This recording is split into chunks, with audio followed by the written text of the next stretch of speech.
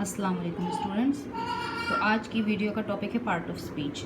मैंने ये आपको सॉल्व करवा रही हूँ 2023 का मॉडल पेपर। तो इसमें मैंने बाकी तो आपका डुअल डायरेक्टरी जितना भी ग्रामर है वो मैंने पिछली वीडियोस में सॉल्व करवा दिया है। पार्ट ऑफ स्पीच रह गए थे और एक रह गए थे फिल इन द ब्लैंक्स, जो एक आपको दोबारा से एक पैसेज दिया गया है। दो पैसेज आपको इस बार जुमले में मिलेंगे। एक क्वेश्चन नंबर 4 पर मिलेगा, एक क्वेश्चन नंबर 6 पर मिलेगा और एक सबसे लास्ट क्वेश्चन मिलेगा।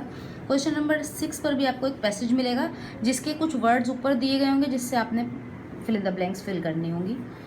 तो वो मैं इसी वीडियो में वो दोनों काम हम जो है वो कर लेंगे। तो पहले मैं पार्ट ऑफ स्पीच करवा रही हूँ। पार्ट ऑफ स्पीच क्या होते हैं, आपको कुछ टेंसेस, क्वेश्चन नंबर 4 पर आपको कुछ टेंसेस दिए जाएंगे। उन टेंसेस के कुछ वर्ड्स अंडरलाइन होंगे। उन अंडरलाइन वर्ड्स को आपको बताना है कि वो पार्ट ऑफ स्पीच में से क्या है। अब पार्ट ऑफ स्पीच क्या है मैं आपको थोड़ा सा एक्सप्लेन कर देती हूँ। दरअसल ये video part of speech explain करने के लिए नहीं है, फिर भी उन स्टूडेंट्स के लिए जो इसको नहीं समझ पा रहे, क्योंकि कुछ स्टूडेंट मेरे पास भी ऐसे हैं जिनको पार्ट ऑफ स्पीच नहीं पता। तो उनके लिए मैं थोड़ा सा एक्सप्लेन कर देती हूँ कि अगर आपके पास जब हम स्पीच करते हैं, हम कोई बात करते हैं इन इंग्लिश, तो उसमें हमारे पास वर्ड्स जो होते हैं उनका अपना एक नाम होता है, उनसे मिलकर एक स्पीच तैयार होती है और उन्हें पार्ट ऑफ स्पीच कहते हैं। तो अब आपके पेपर्स में आपको वो वर्ड्स अंडरलाइन किए जाते हैं और आपसे पूछा जाता है कि पार्ट ऑफ स्पीच में से इस वर्ड को क्या कहते हैं। तो अगर आपके अपनी स्पीच में जो आप नाउन इस्तेमाल करते हैं, यानी नाम, किसी का भी नाम हो, किसी पर्सन का नाम हो, किसी प्लेस का नाम हो या किसी थिंग का नाम हो, जैसे नाइट हो गया, डे हो गया, ग्लास हो गया, chair, table, Ali, boy, girl, ये नाम है, ठीक है। कम्युनिटी, नेशन, ये नाम है, ये सब चीज़ें नाम है। अगर कोई नाम अंडरलाइन है तो आप लिख देंगे इट इज़ अ नाउन, ठीक है, ये नाउन हो जाएगा। प्रोनाउन, अच्छा 8 है पार्ट ऑफ स्पीच, पहला आ गया नाउन बता दिया, फिर है प्रोनाउन। प्रोनाउन क्या होता है, he, she, it, they, we, you, ठीक है, जो इंस्टेड ऑफ नाउन यूज़ किया जाए, नाउन की जगह हम जो कहते हैं तो उसको कहते हैं प्रोनाउन। उसे वो अंडरलाइन है तो वो प्रोनाउन हो जाएगा। इसके अलावा वर्ब, ठीक है, तीसरा है वर्ब, कोई काम, जो काम अंडरलाइन हो, आप इसे अंदाज़ लगाएं जिनकी फॉर्म्स होती हैं, ठीक है, फर्स्ट, सेकंड, थर्ड जो फॉर्म्स होती हैं, अगर वो कोई फॉर्म अंडरलाइन है ना, वर्ब की फॉर्म, तो आप उसे क्या लिख दें, वो वर्ब होता है, वो भी पार्ट ऑफ स्पीच का हिस्सा है। अच्छा, अब वर्ब के बाद आता है एडवर्ब। एडवर्ब क्या, उसी वर्ब की, काम की अच्छाई, बुराई, खासियत, गिनती, वो सब क्या होगी, एडवर्ब। जो भी बात आपको काम के हवाले से बताई जा रही होगी, जैसे शी वर्क्स नीटली, वो काम करती है सफाई से, वर्क नीटली, तो नीटली क्या है, एडवर्ब, क्योंकि वो वर्ब की तारीफ बता रहा है, तो वो क्या होगा, एडवर्ब। जैसे he runs fast, he runs fast यानी रन्स फास्ट, भागता है तेज, काम क्या है, रन, ठीक है, रन की देखिए फॉर्म होती है ना, रन, रेन, रन। अब फास्ट क्या है, वो हम उसके भागने की खासियत बता रहे हैं, तो वो क्या होगा, एडवर्ब। इसी तरह अगर नाउन या प्रोनाउन की कोई खासियत बताई जाए, नाउन या प्रोनाउन की कोई खासियत बताई जाए तो वो होती है एडजेक्टिव। जैसे अगर मैं कहूँ कि सारा इज़ अ ब्यूटीफुल गर्ल, तो जो ब्यूटीफुल है वो मैं किसके लिए इस्तेमाल कर रही हूँ, सारा की खासियत बता रही हूँ, सारा इज़ अ ब्यूटीफुल गर्ल, तो सारा की खासियत है कि वो ब्यूटीफुल है, तो जो ब्यूटीफुल होगा वो एडजेक्टिव होगा, ठीक है। Ali is a smart boy, Ali smart boy, Ali is a smart boy, Ali की एडजेक्टिव क्या है, स्मार्ट, अली की बात की जा रही है, अली की तारीफ की जा रही है, अली स्मार्ट बॉय, तारीफ, अच्छाई, बुराई, तादाद। यही चीज़ अगर वर्ब की होगी तो वह एडवर्ब हो जाएगी, और यही चीज़ अगर किसी नाउन या प्रोनाउन की होगी तो वह एडजेक्टिव हो जाएगी, ठीक है। इसके बाद आ जाता है कंजक्शन। प्रीपोजिशन भी आता है। प्रीपोजिशन हम सबको पता है, जैसे is, on, at, after, before, towards, of, ये सब क्या है, प्रीपोजिशन, ठीक है। प्रीपोजिशन तो हमारे पास पहले भी आते रहे लगाने के लिए। वो अगर कुछ अंडरलाइन है जिससे हमें किसी चीज़ की सिचुएशन का पता चले, पोजीशन का पता चले कि after, before, under, up, down, ये सब क्या है, ये प्रीपोजिशन है। अगर इनका पता चले ये अंडरलाइन है तो मेरे प्रीपोजिशन कहेंगे। इसके अलावा इसके बाद है कंजक्शन। कंजक्शन क्या है, विद,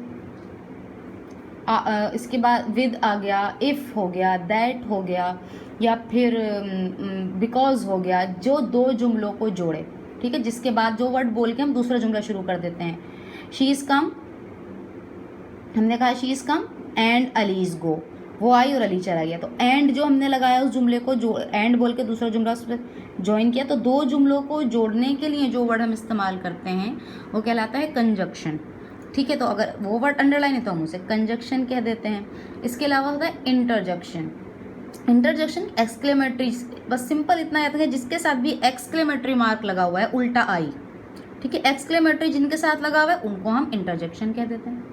ठीक है, जिनके अब इसमें हम देख लेते हैं जो भी हमारे पास वर्ड लगा हुआ है मैं आपको बता देती हूँ। अब पहला हमारी लाइन है, I have not taken the breakfast, I have not taken the breakfast so far. एक जुमला दिया हुआ था, I have not taken the breakfast so far, और देखें यहाँ टेकन को क्या किया हुआ था, अंडरलाइन, टेकन को अंडरलाइन किया। अब टेकन क्या है, वर्ब की फॉर्म है ना, थर्ड फॉर्म है टेकन, तो ये क्या आ गया हमारा वर्ब। तो अब आप नीचे लिख देंगे ये वर्ब है, ठीक है, आप इसके नीचे क्या लिख देंगे, टेकन क्या है, वर्ब है।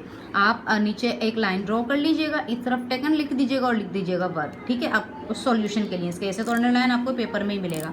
आपने क्या करना है, इसी आपने पार्ट ऑफ स्पीच की हेडिंग डालनी है कॉपी में, इसके बाद बीच में एक लाइन खींचनी, इधर आपने पार्ट ऑफ स्पीच में से आपको लिखना है टेकन जो उन्होंने दिया, और यहाँ पर लिख लेना है कि क्या है, वर्ब है। दूसरा है बी ए, और B A, if you want to be successful you need to work hard. If you want, आप इफ़ यू वांट मतलब चाहना, या वर्ब हमारा चाहना है। If you want to be successful, क्या होना चाहती है, सक्सेसफुल, कामयाब। अब ये कामयाबी अच्छाई है किसकी, यू की, ये जो यू हमारा प्रोनाउन है, ये प्रोनाउन की अच्छाई है ना, वो अच्छा बना सक्सेसफुल, तो प्रोनाउन की अच्छाई है तो ये क्या कहलाएगी, एडजेक्टिव, ठीक है, ये एडजेक्टिव हो जाएगी। If you want to be succeed you need to work hard, तो ये सक्सीड सक्सेसफुल पे लगा हुआ है, सक्सेसफुल अच्छाई है यू की, ठीक है, तो इसको हम कहेंगे ये है एडजेक्टिव। अगला है, we do not go to sleep immediately after the reaching home. अच्छा, इसमें इमीजिएटली में अंडरलाइन करना, I forgot to underline immediately.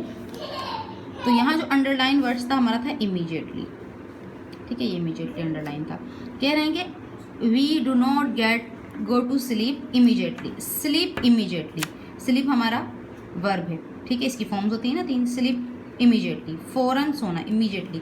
तो यहाँ जो इमीजिएटली है वो किसको रिप्रेजेंट कर, किसको दिखा रहा है, हमें स्लीप के बारे में है, स्लीप इमीजिएटली, फौरन सोना, ठीक है। कोई भी चीज़ मैंने कहा अगर वर्ब को डिफाइन करेगी तो वो क्या कहलाएगी, एडवर्ब। तो इमीजिएटली है एडवर्ब। अब आप इमीजिएटली लिख के उसके आगे रख देंगी एडवर्ब, आफ्टर रीचिंग होम, ठीक है।